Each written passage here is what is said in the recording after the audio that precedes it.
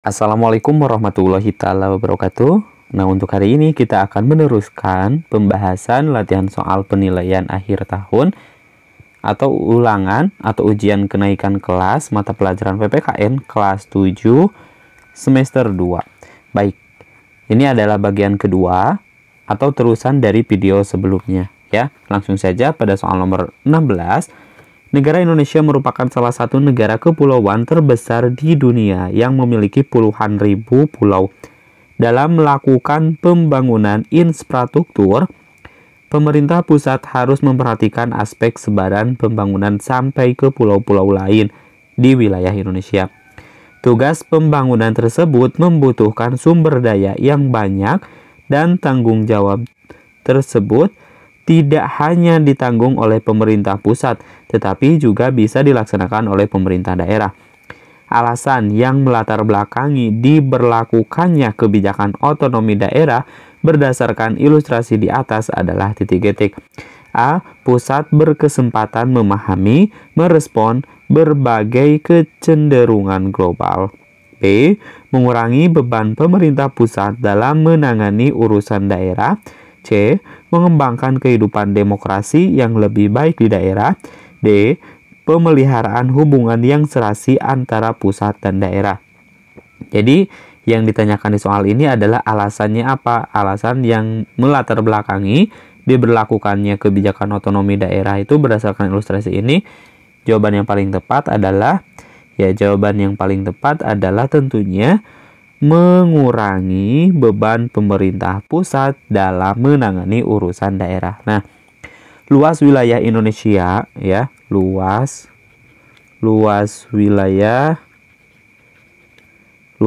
Indonesia dan keanekaragaman di Indonesia itu berpotensi sekali gitu ya. Nah, luas wilayah Indonesia dan keanekaragaman potensi daerah menjadi salah satu alasan dilakukannya atau diadakannya otonomi daerah ya, otonomi daerah. Nah, otonomi ini dapat meringankan beban pemerintahan pusat untuk mengelola urusan daerah yang disesuaikan dengan potensi wilayahnya masing-masing atau potensi daerahnya masing-masing. Oke, soal berikutnya nomor 17. Musyawarah berasal dari kata syuara, yaitu berasal dari bahasa Arab yang berarti berunding, urun, rembuk, atau mengatakan dan mengajukan sesuatu. Istilah-istilah lain dalam tata negara Indonesia dan kehidupan modern tentang musyawarah dikenal dengan sebutan syuro, rembung desa. Nah, kerapatan nagari, bahkan demokrasi, hak siswa di sekolah dalam suatu proses musyawarah adalah titik-titik. A. Mengutamakan kepentingan teman dekat. B. Menghargai pendapat yang sama. C. Mengajukan usul dan saran. D. Meninjau kembali keputusan yang tidak disetujui. Ini yang ditanyakan adalah hak siswa. Hak itu adalah sesuatu yang kita dapatkan atau sesuatu yang harus kita peroleh gitu ya.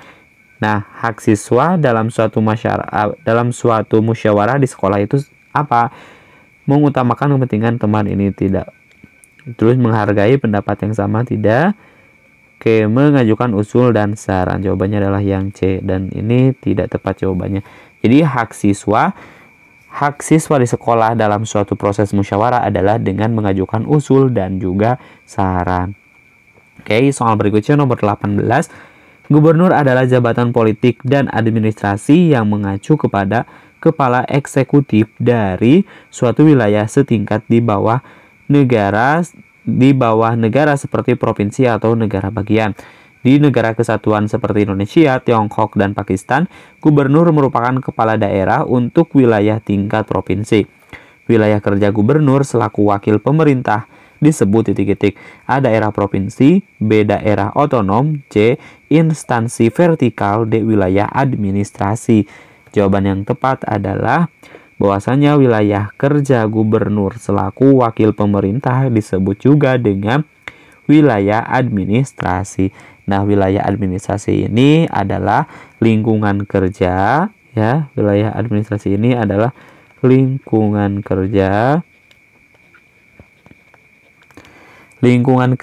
perangkat pemerintah pusat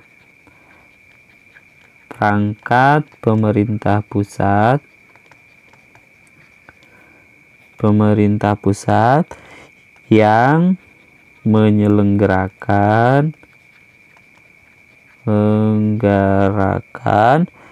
atau wewenang ya, atau wewenang pemerintahan umum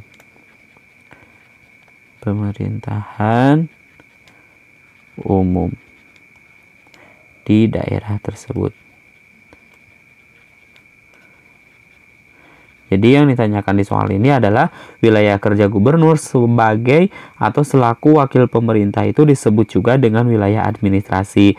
Nah, wilayah administratif adalah lingkungan kerja perangkat pemerintah pusat yang menyelenggarakan tugas atau wewenang pemerintahan umum di daerah tersebut.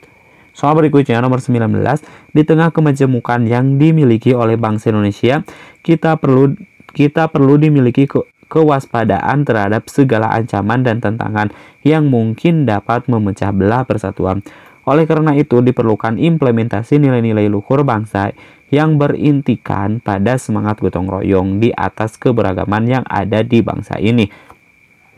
Semangat inilah yang menjadi dasar dalam menghadapi berbagai ujian termasuk pandemi COVID-19 yang tengah melanda Indonesia. Berikut ini nilai-nilai luhur budaya yang berfungsi mempersatukan masyarakat dan bangsa Indonesia kecuali titik-titik.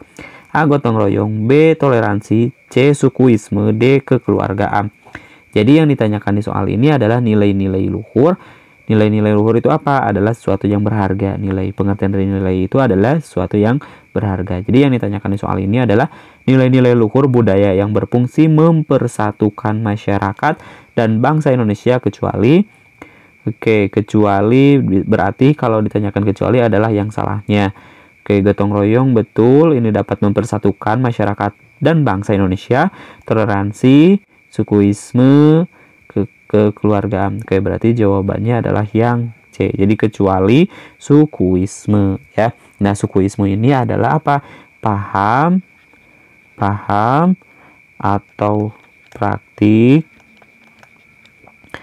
yang mementingkan suku bangsanya sendiri ya. Mementingkan suku bangsa sendiri. Berarti kecualinya adalah sukuisme yang C.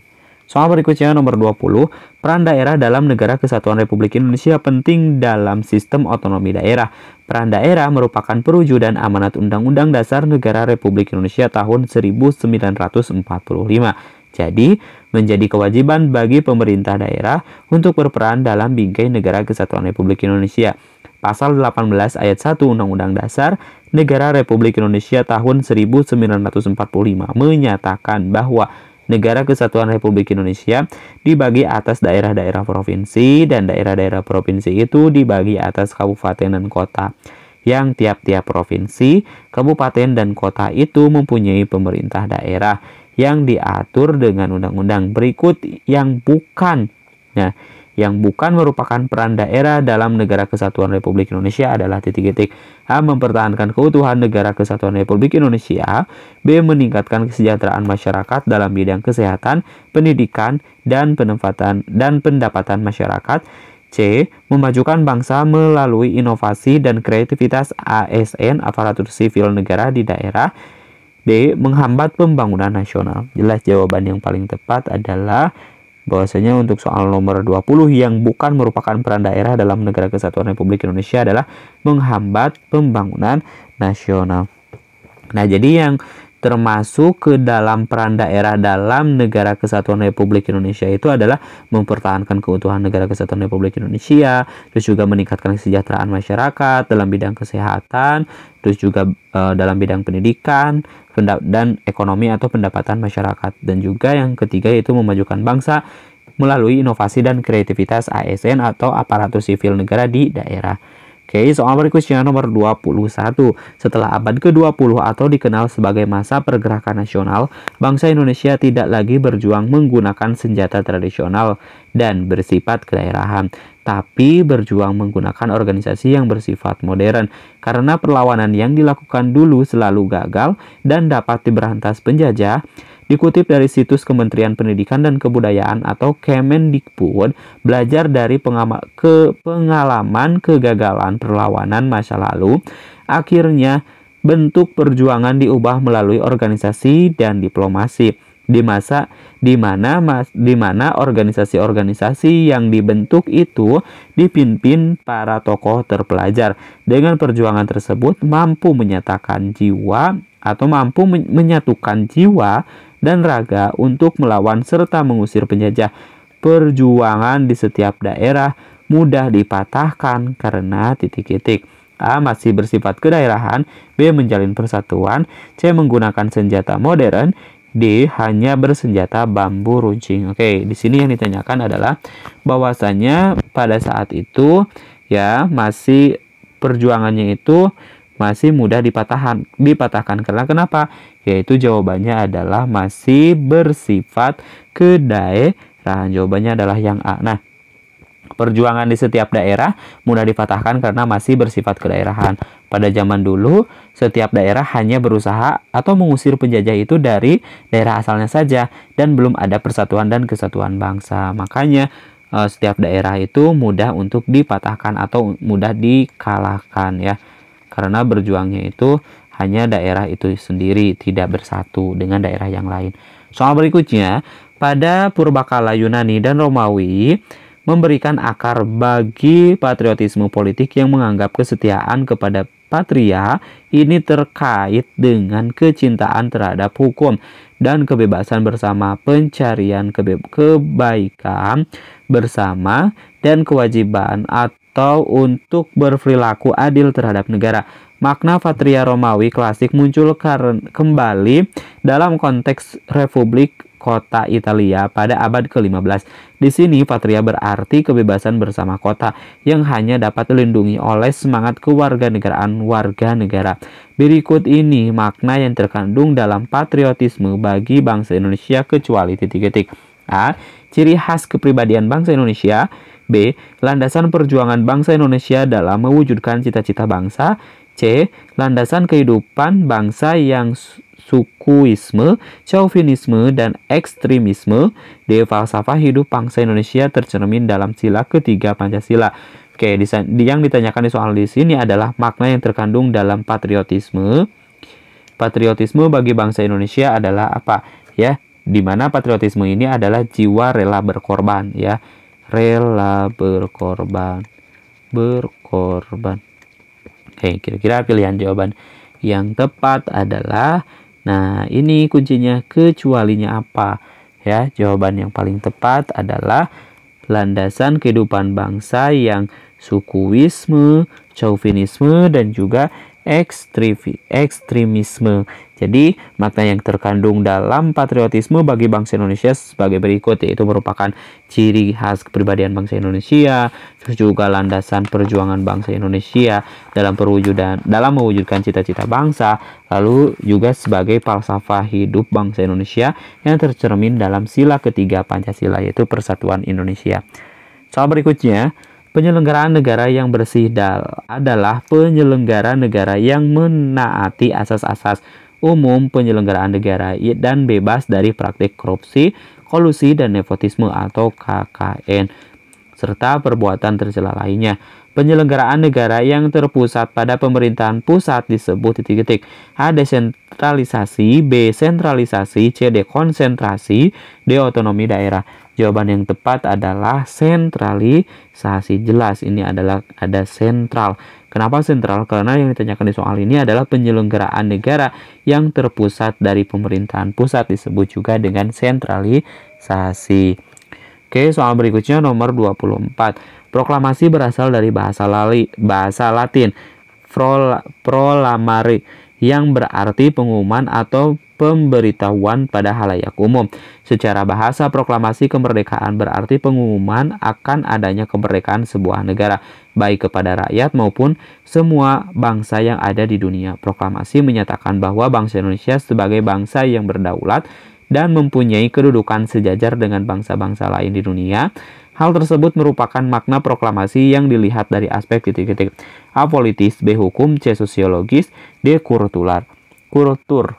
Jawaban yang paling tepat adalah Ya, bahwa hal tersebut merupakan makna proklamasi yang dilihat dari aspek politik atau politis. Nah, dari aspek politis, proklamasi kemerdekaan Indonesia menyatakan bahwa bangsa Indonesia sebagai bangsa yang berdaulat dan mempunyai kedudukan sejajar, ya, bangsa yang berdaulat dan mempunyai kedudukan yang sejajar dengan bangsa-bangsa lain di dunia. Nah, ini merupakan aspek dari politik atau politis. Oke, soal berikutnya nomor 25. Bela negara adalah sebuah konsep yang disusun oleh perangkat perundangan dan petinggi suatu negara tentang patriotisme seseorang, suatu kelompok atau seluruh komponen dari suatu negara dalam kepentingan mempertahankan eksistensi negara tersebut. Partisipasi warga dalam pembelaan negara dapat dilakukan di lingkungan keluarga seperti titik-titik. A.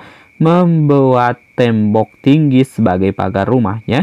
B. Menyewa penjaga rumah agar tidak ada pencuri. C. Menjaga ketentraman dan kedamaian keluarga. D. Mengadakan ronda malam di lingkungan masyarakat. Ini yang ditanyakan adalah partisipasi warga dalam pembelaan negara, ya, dalam pembelaan negara yang dilakukan dalam lingkungan keluarga itu seperti apa? Ya, jawaban yang tepat adalah menjaga ketentraman dan kedamaian keluarga. Jawabannya adalah yang C. Upaya bela negara juga dapat dilakukan di lingkungan keluarga seperti menjaga nama baik keluarga, ya, nama baik, ya, nama baik, terus juga mentaati aturan, terus juga menjaga ketentraman dan kedamaian keluarga, ya, kedamaian keluarga. Oke, anak-anak, kita cukupkan sampai di sini dulu untuk pembahasan soal kali ini, dan insya Allah nanti akan dibuatkan di video selanjutnya atau video di bagian ketiganya. Semoga bermanfaat. Sekali lagi kami akhiri. Assalamualaikum warahmatullahi wabarakatuh. Sampai jumpa di video pembahasan selanjutnya.